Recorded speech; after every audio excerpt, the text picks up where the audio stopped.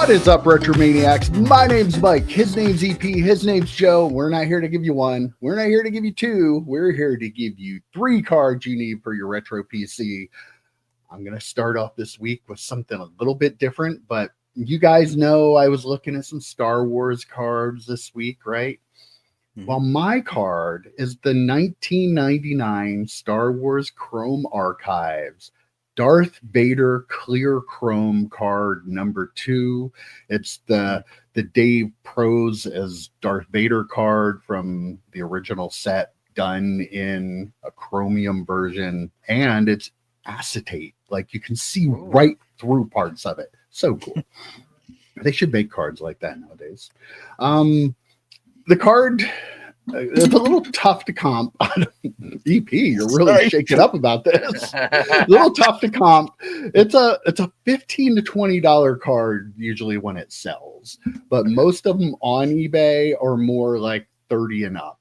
So you need to be a little bit patient, but I feel like you will be able to get that because there are quite a few sales like in that 15 to 20 range and not many in the 30 range. So, you know, take your time, wait for it. You don't have to get it. He's not going to have a good game or a bad game, have his card shoot up or shoot down, but just a great looking card from a set that I totally forgot about and just this week kind of remembered. And that's my card. Cool card. It's the second best Star thing. You know, Star Trek clearly number 1. Star Wars, it's a close second. Especially with the new content. By the way, new content terrible, old content good. But yeah, great card.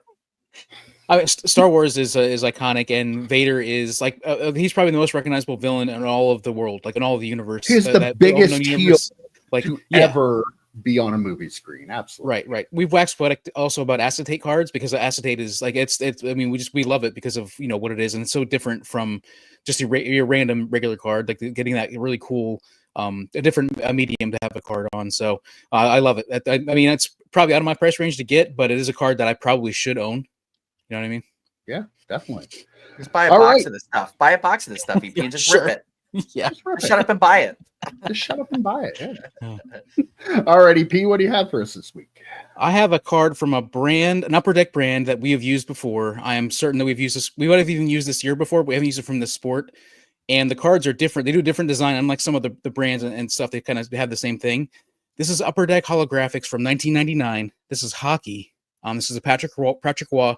And I love the design. Like, the design really just pops. And this isn't doing it justice, but the amount of shine, you can even see in the online listings on eBay and on ComC, like how much shine there is on this card.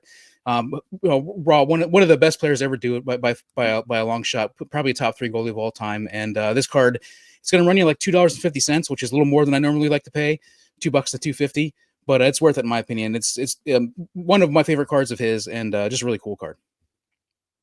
Let me correct you there. Yes. The greatest goalie to ever play the game. He is. Me. He's the best. He's Brodeur better. Had 691 wins, but Patrick Wall is better.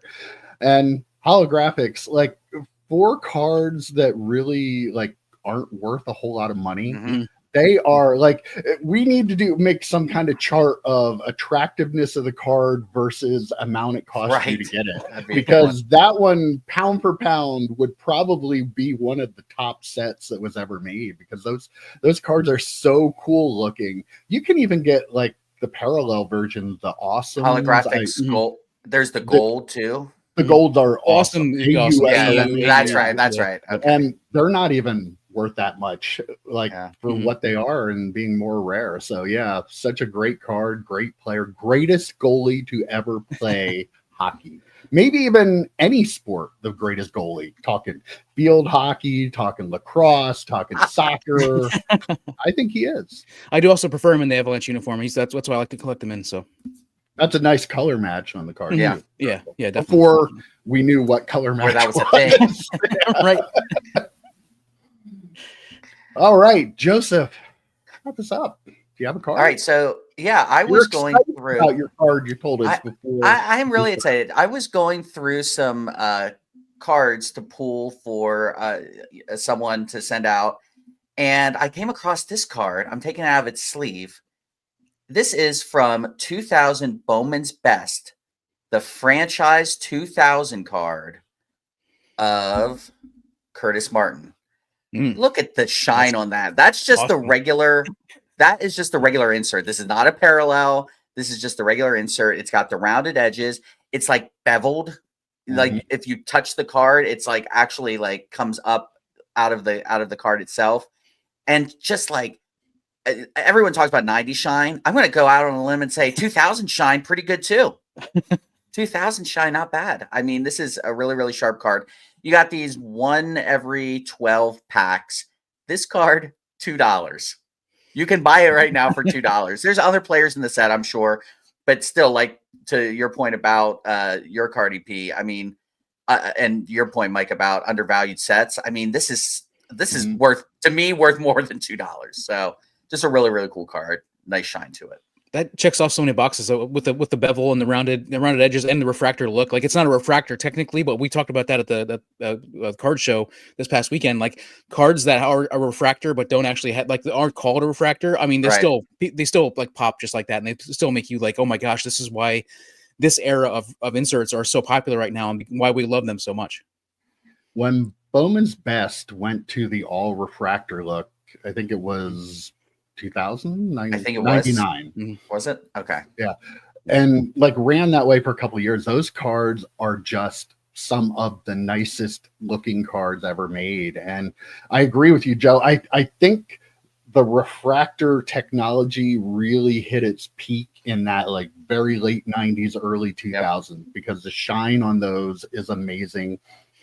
I sold some of those cards. I may have even had a Curtis Martin for like a buck. You did have a Curtis Martin. I'm pretty sure that you gave this to me. Yeah. I'm pretty sure this is from you. But I had some in my football stack sale I just ran too, and I got them cheap enough that I could sell them for a buck. Like it's ridiculous. Yeah. The top players, what is it? Like Peyton Manning, I think, has one. Peyton Manning, Randy Moss. They're not worth a whole lot, though, considering what they are. But boy, like that is a card. Like when I'm doing my sale, I have 20 cards on a grid. That card is the card that your eyes go to automatically. Yeah.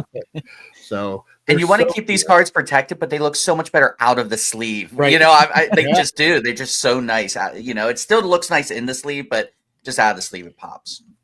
Fantastic cards. This is why we do the show, because these cards are just so great. Like just it's amazing the stuff, especially by the end of the 90s and the early 2000s. I think the end of the 90s, right around 2000, 2001 was the peak of cards, because there was so much cool stuff. And you just take a step back and look at it now, and you look at the new stuff, and it's just not. Well, that's what happens when there's actual competition. Yeah, that's what happens. That is absolutely it.